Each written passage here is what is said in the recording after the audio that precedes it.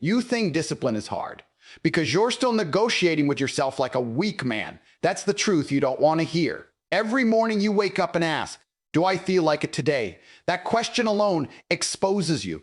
Powerful men don't ask questions like that. They don't debate, they execute. The moment you start treating discipline like a choice instead of a command, you've already lost. You're not struggling with discipline. You're addicted to comfort and you're too soft to admit it. You've been told discipline is about forcing yourself, grinding harder, pushing through pain. That's incomplete. That's beginner level thinking. Real discipline, the kind that becomes effortless, is something else entirely. It's what I call speaking in tongues, not the nonsense you're imagining. I'm talking about a new internal language. A language where excuses don't exist, where hesitation isn't even understood, where your mind doesn't translate weakness anymore. It rejects it automatically. Right now, your brain speaks the language of comfort. It says, I'm tired. It says, I'll start tomorrow. It says, one break won't hurt. That's your native tongue. And it's pathetic. But when a man evolves, when he rewires himself to repetition and brutal consistency, he starts speaking differently. He doesn't interpret pain as something to avoid. He interprets it as confirmation. Confirmation that he's doing exactly what weak men refuse to do. That's when discipline starts to feel easy. Not because the work got lighter, but because your identity got heavier. You're no longer a guy trying to be disciplined. You are disciplined. There's no internal argument because there's no second version of you offering alternatives. Weak men have multiple voices in their head. Strong men have one. And it gives orders. Speaking in tongues means your internal dialogue becomes unrecognizable to average people. They hear suffering. You hear progress. They see sacrifice. You see investment. They feel pressure. You feel purpose. You've shifted the meaning of everything. That's power. That's control. That's dominance over your own mind. And once you have that, discipline isn't something you struggle with. It's something you operate through. Let me make it clear. If discipline still feels hard every single day, it's because you haven't changed who you are. You're still pretending. You're still relying on motivation like a crutch. And motivation is for amateurs. It's unreliable. It's emotional. It disappears the moment things get uncomfortable. Discipline, real discipline, is built when you act without needing to feel anything at all. At the highest level, discipline becomes automatic. Like breathing, like walking. You don't wake up and decide if you'll brush your teeth. You just do it. That's where you need to get with your goals. Your training, your work, your grind, it must become non-negotiable. Not oppressive, not heroic, just standard, just baseline, just who you are. You keep telling yourself you need more discipline, but that's not your real problem. The truth is harsher. You don't know who you are. You built an identity around inconsistency, hesitation, and comfort. Then you expect disciplined actions to come out of that. That's delusion. Actions don't come from wishes, they come from identity. And right now, your identity is weak, scattered, and unreliable. That's why no matter how many times you start fresh, you end up back in the same place because you never change the core. Look at your behavior honestly. You don't wake up as a disciplined man trying to perform. You wake up as someone hoping to feel disciplined. That small difference destroys you because hope is passive. It waits. It negotiates. It looks for the right mood, the right moment, the right energy. Meanwhile, disciplined men don't wait for anything. They move because that's who they are. There's no gap between intention and action, no internal debate, no wasted time convincing themselves to do what needs to be done. This is where most people fail. They think discipline is something you apply externally, like a tool you can pick up when needed. It's not.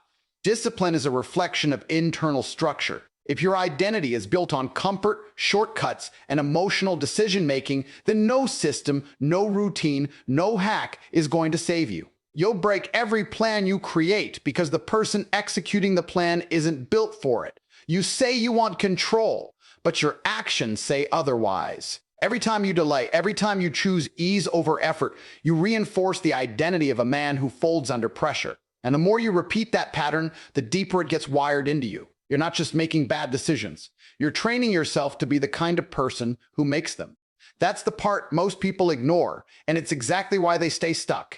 Now flip it. Imagine a man who doesn't identify as someone trying to improve, but as someone who already operates at a higher standard. He doesn't ask if he should work, he works. He doesn't question discipline, he embodies it. His actions are automatic because they align with who he believes he is. That's power. Not effort, not struggle, alignment. When your identity and your actions match, there's no friction. There's no resistance. Things get done without the mental drama you're used to. Right now, you're living in conflict. You want results that belong to a different version of you, but you refuse to become that version. You hold on to comfort, distractions, and excuses, then wonder why discipline feels heavy. Of course it does. You're forcing actions that don't match your identity. It's like trying to run a high-performance engine on the wrong fuel. It won't sustain, it won't last, and eventually it breaks down. The shift is brutal, and that's why most people avoid it. You have to stop seeing yourself as someone who needs discipline and start seeing yourself as someone who operates with it by default. That means cutting off the behaviors that contradict that identity, even when it's uncomfortable. Especially when it's uncomfortable. Because every time you act against your old habits, you weaken them. And every time you act in alignment with your new standard, you strengthen it. This isn't about motivation, and it's not about temporary effort. It's about rebuilding who you are at the core. Because once that changes, discipline stops being a struggle. It stops being something you chase. It becomes something you express. And when that happens, your actions stop depending on how you feel and start reflecting who you decided to be. You think your biggest enemy is laziness, lack of time, or bad luck. It's not. It's your own mind, and more specifically, how it's been programmed. From the moment you wake up, your brain is scanning for the easiest path, the least resistance, the quickest reward. That's not a flaw in the system. That is the system. Comfort is your default setting, and unless you take control of it, it will quietly dictate every decision you make without you even realizing it. Pay attention to how automatic it is. You don't consciously decide to procrastinate. You drift into it. You don't deliberately choose distraction that pulls you in. That's conditioning. Years of repeating the same patterns have trained your brain to associate comfort with safety and effort with discomfort. So every time you're faced with something challenging, your mind doesn't analyze long-term benefits. It reacts instantly, pushing you toward what feels good now. That's why you keep losing the same battles. You're not dealing with isolated moments of weakness. You're operating under a deeply embedded system that's designed to keep you average. Here's where it gets uncomfortable.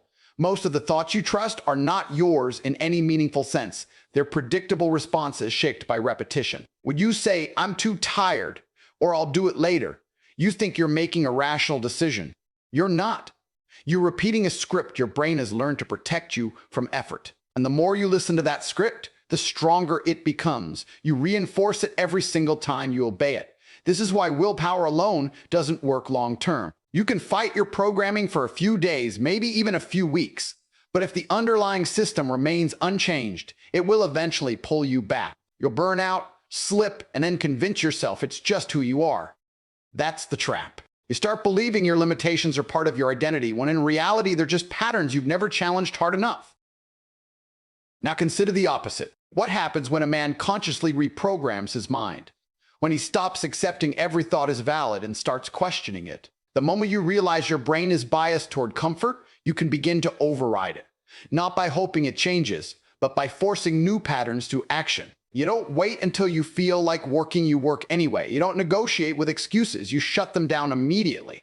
At first, it feels unnatural. That's the point. You're breaking a system that's been running unchecked for years. Every time you choose effort over ease, you send a signal. Not just to your actions, but to your identity. You start proving to yourself that comfort is no longer your master. And slowly that internal voice begins to change. The same mind that once pulled you toward distractions starts pushing you toward discipline.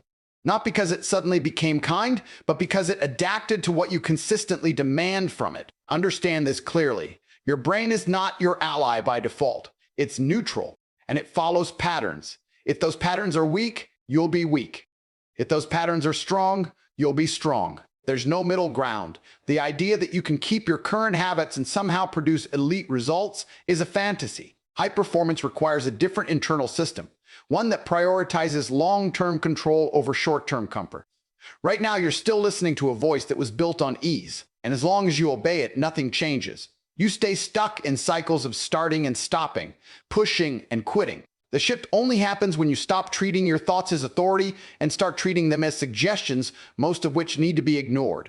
Because the version of you that chooses comfort is not the version of you that wins. You keep wondering why discipline feels heavy, exhausting, and inconsistent, but you're ignoring the obvious problem. You're still negotiating with yourself. Every time you pause to ask, should I do this now? You've already created a gap between decision and action. That gap is where weakness lives.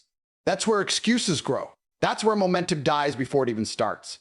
High-performing men don't operate like that. They don't open discussions with themselves about what needs to be done. They remove the conversation entirely. Look closely at your daily patterns. You don't fail because you don't know what to do. You fail because you keep giving yourself options.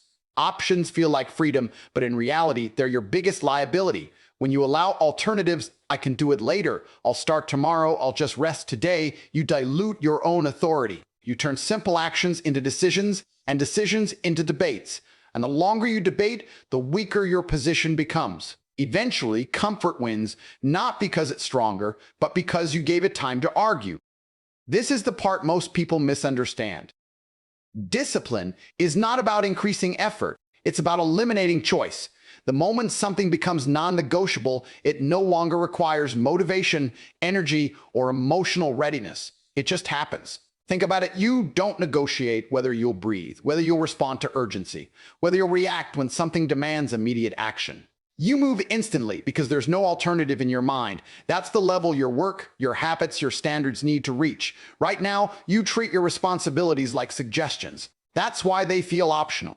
You've trained yourself to believe that if you don't feel like doing something, you can delay it without consequence. But there is a consequence, and it's happening quietly. Every time you delay, you weaken your internal authority. You prove to yourself that your words don't carry weight. And once that happens repeatedly, you stop trusting yourself. You start seeing your own commitments as temporary, flexible, and disposable.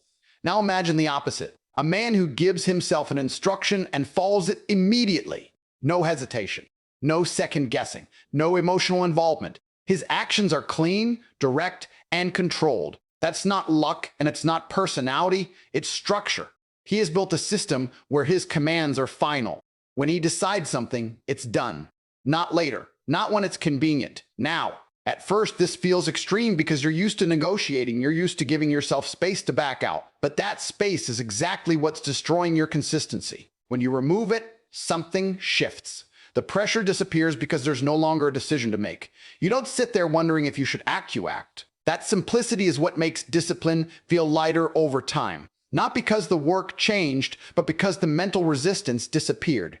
You need to understand that hesitation is not harmless. It's a signal. It tells your mind that your commands are optional. And once your brain learns that, it will test you every single time. It will offer alternatives, distractions, easier paths. And if you keep entertaining those options, you'll stay trapped in a cycle of inconsistency, no matter how motivated you feel at the start.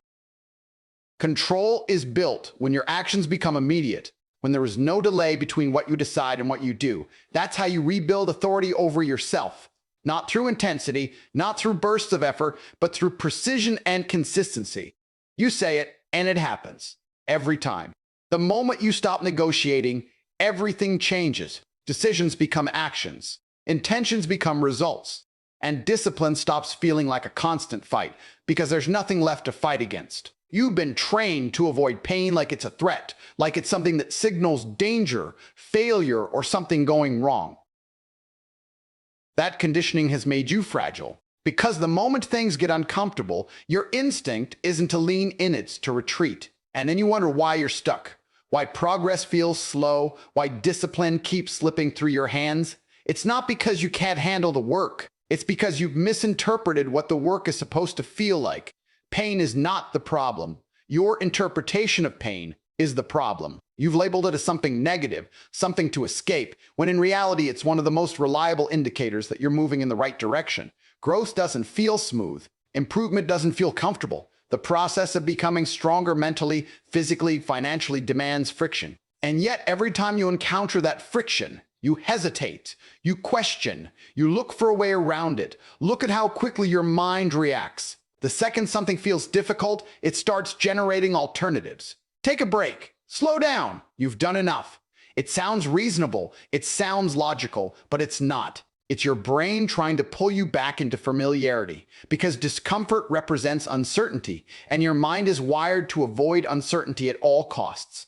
So it disguises avoidance as rational thinking, and you fall for it every time. The difference between weak and strong men isn't the absence of pain, it's the interpretation. Weak men experience discomfort and see it as a signal to stop. Strong men experience the exact same discomfort and see it as confirmation that they're doing what others won't. Same stimulus, completely different response. That shift is everything. Because once you redefine what pain means, you remove its power over you. Right now, pain controls your decisions because you've given it authority. You've allowed it to dictate when you stop, when you slow down, when you quit. But pain is not an authority. It's feedback. It's data. And if you're serious about control, you need to start treating it that way. Not emotionally, not reactively, but objectively. When something feels hard, instead of pulling away, you analyze it. You recognize it. You use it as a signal to push further, not retreat. This doesn't mean you ignore reality or destroy yourself blindly. It means you stop confusing discomfort with danger. There's a difference, and you need to understand it clearly. Discomfort is the price of progress. It's the resistance that forces adaptation. Without it, nothing changes. You stay exactly where you are, repeating the same patterns, producing the same results. The men who dominate in any area of business, fitness, discipline are not the ones who feel less pain. They're the ones who have trained themselves to interpret it differently. They've conditioned their minds to associate discomfort with opportunity. When things get hard, they don't panic. They focus. They tighten their control. They understand that this is the moment where most people break, and that's exactly why they keep going. You, on the other hand, are still reacting emotionally. You feel pressure and you pull back. You feel resistance and you hesitate. That reaction keeps you average because every time you step away from discomfort, you reinforce the idea that you can't handle it. And over time, that belief becomes your reality. The shift happens when you stop asking how to avoid pain and start asking how to use it. When you stop seeing it as an obstacle and start seeing it as a tool. Because once you reach that point, discomfort stops being something you fear. It becomes something you expect, something you rely on. Something that tells you you're exactly where you need to be. You've been sold a comfortable lie your entire life that you need to feel motivated to take action, that you need the right mood, the right energy, the right mindset before you can perform. That lie has quietly destroyed your consistency because motivation is unstable by design. It rises and falls without warning. It depends on emotion, and emotion is unpredictable. The moment you rely on something that fluctuates, you guarantee inconsistency in your results. Look at your own pattern. When you feel inspired, you move fast, you make plans, you take action, you feel unstoppable, but that version of you doesn't last. The next day, the energy drops, the excitement fades. Suddenly, the same tasks feel heavier, slower, harder, and because you've trained yourself to act only when motivation is present, you stall, you delay. You wait for the feeling to come back. That's where everything breaks, not in your ability, but in your dependency. Motivation feels powerful in the moment, but it's a weak foundation. It's reactive, not controlled. It shows up when conditions are favorable and disappears when things get uncomfortable. And the reality you keep avoiding is simple progress doesn't happen under perfect conditions. It happens when things are difficult, when energy is low, when you don't feel like moving at all. If your system depends on motivation, you're only effective during the easiest moments. And easy moments don't build anything meaningful. You've confused intensity with consistency. You think those bursts of energy mean you're making progress? They don't. Anyone can perform when they feel good. That's not discipline, that's impulse. Real control shows up when there's nothing driving you emotionally. When there's no excitement, no pressure, no external push, just silence. And in that silence, most people stop. Because without motivation, they feel empty, disconnected, unwilling to act. That's the point where you separate from average. Because discipline isn't built on emotion. It's built on standards. Standards don't change based on how you feel. They don't adjust because you're tired, distracted, or unmotivated. They remain fixed. And your job is to meet them, regardless of your internal state. That's what gives you stability. That's what removes the highs and lows. You don't spike and crash. You operate at a controlled level every single day. Right now, your behavior is dictated by how you feel. That's why it's inconsistent. You've given your emotions authority over your actions. When they're high, you perform.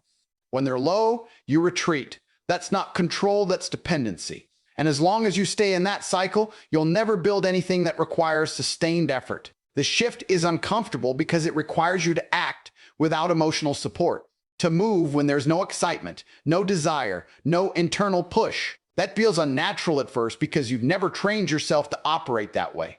But that's exactly where discipline is formed. In the absence of motivation, in the moments where you have no reason to act except the standard you set for yourself. Over time, something changes. The need for motivation disappears because your actions are no longer tied to it. You don't wait to feel ready.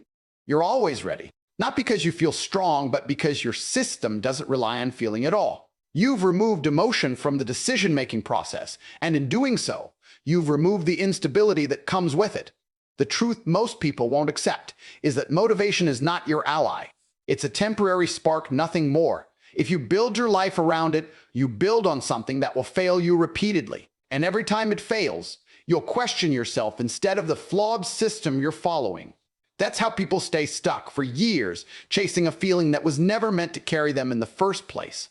You keep looking for ways to improve your discipline without confronting the real issue. You're trying to upgrade your result without replacing the version of yourself that's producing them. That's the contradiction. You want control, consistency, and power, but you're still attached to the habits, thoughts, and behaviors that belong to a weaker identity. You're trying to carry comfort into a life that demands discomfort, and it doesn't work. It never has. At some point, you need to face a reality most people spend their entire lives avoiding. You cannot become who you want to be while holding on to who you currently are. There is a cost, and it's not small. It's not convenient. It requires separation from the patterns that feel natural to you right now.